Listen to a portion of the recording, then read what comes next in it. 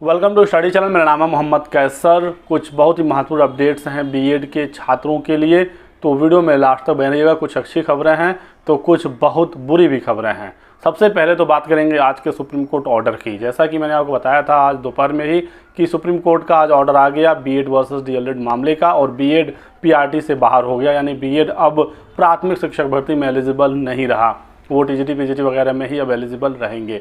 तो काफ़ी एक लंबी सुनवाई हुई थी सुप्रीम कोर्ट में, और ये मामला उठा था राजस्थान से।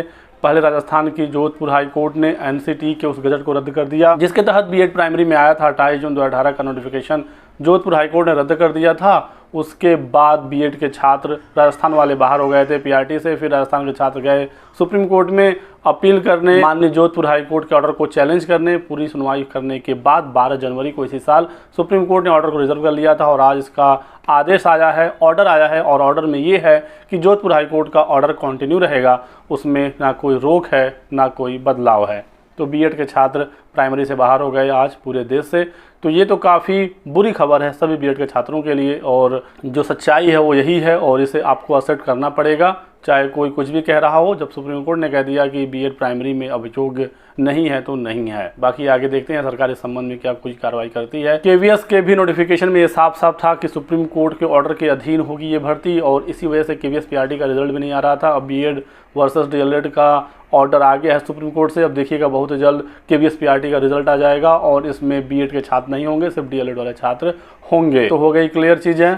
बिहार शिक्षक भर्ती में भी बीएड के छात्र प्राइमरी में अब एलिजिबल नहीं रहे, और 69,000 की शिक्षक भर्ती जो उत्तर प्रदेश की थी जिसमें बीएड के छात्र कार्य कर रहे हैं, अब इनको लेकर भी काफ़ी स्टूडेंट पूछ रहे हैं कि इनका क्या होगा, क्या ये अपनी नौकरी में बने रहेंगे या फिर इन्हें भी बाहर कर दिया जाएगा। तो दोस्तों, जो नौकरी में बना हुआ है उनको लेकर सरकार ज़रूर विचार करेगी और बचाने की पूरी कोशिश की जाएगी, क्योंकि इसमें छात्रों की कोई गलती तो है नहीं। जब वो एलिजिबल थे तब उन्होंने आवेदन किया, पढ़कर एग्ज़ाम देकर नौकरी पाई। तो खतरा तो इनके ऊपर भी है, क्योंकि प्राइमरी में बीएड की एंट्री 28 जून 2018 के गजट के अनुसार ही हुआ था, वो गजट ही रद्द हो गया। तो फिर समस्या तो है ही है, लेकिन अब देखते हैं सरकार इसमें क्या करती है। ऑर्डर की कॉपी उनको मिलने के बाद, सारी चीज़ों पर डिस्कशन करने के बाद सरकार का इस पर ऑफिशियल स्टैंड आएगा, उनका बयान आएगा, तब हमें चीज़ें क्लियरली पता चलेंगी। फिलहाल तो जो नौकरी में हैं लोग इस समय नियुक्त हुए हैं वो थोड़े से ज़रूर सेफ हैं, क्योंकि सरकार उनका बचाव करेगी। लेकिन जो नए बच्चे थे, जो एग्ज़ाम की तैयारी कर रहे थे, जो लोग इस आस में बीएड कर रहे थे कि वो प्राइमरी में एक अदद नौकरी पालेंगे, ये सभी लोग बाहर हो चुके हैं। लेकिन इसी बुरी खबर के बीच में एक अच्छी खबर भी है बीएड के लिए। 27,000 टीजीटी पीजीटी की नई भर्ती को लेकर जानकारी निकल कर आई है, और नया आयोग आज विधान परिषद से भी पास हो गया।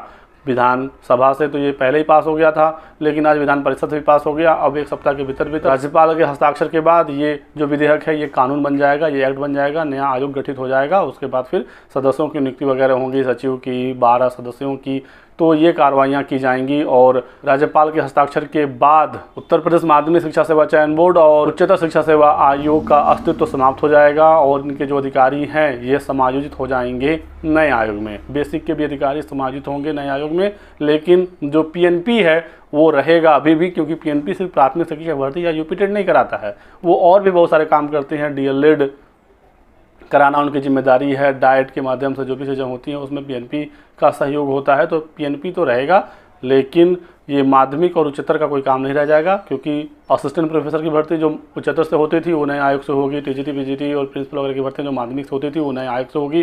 तो ये दोनों आयोग समाप्त हो जाएंगे, और जो नए आयोग की बिल्डिंग है वो माध्यमिक वाली बिल्डिंग में ही बन रही है, प्रयागराज में मुख्यालय है। तो अच्छी खबर ये है कि विधान परिषद से भी नया आयोग का आज जो विधेयक था वो पास हो गया है। और इसी के साथ जो नई भर्ती का इंतजार कर रहे हैं, जो बड़ी भर्ती का इंतजार कर रहे हैं टीजीटी पीजीटी का, उनके लिए भी अच्छी खबर है, क्योंकि अभी माध्यमिक शिक्षा मंत्री गुलाब देवी जी ने इसी विधानसभा सत्र में बिल्कुल सदन में ये बताया था कि 20,000 के लगभग यहाँ पर टीजीटी में पद रिक्त हैं, 4,500 पीजीटी में, और 2600 संस्था प्रधान यानी प्रधानाचार्य के। तो बहुत बड़ी रिक्तियाँ हैं ये, और इन पदों पर अगले साल एक बड़ी भर्ती देखने को मिलेगी।